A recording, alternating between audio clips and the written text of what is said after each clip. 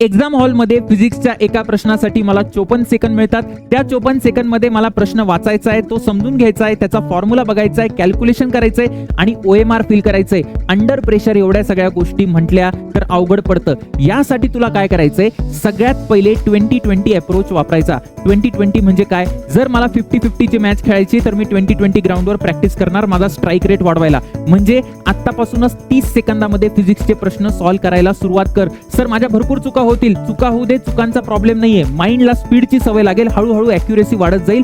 तो टाइम 40-45 पर्यंत नेऊ शकतो. नंबर 2, एक वेगळी फॉर्म्युला शीट बनव. त्या फॉर्म्युला शीट मध्ये प्रिव्हियस इयर सीईटीने जे प्रश्न विचारले त्याचे सगळे फॉर्म्युले असले पाहिजे.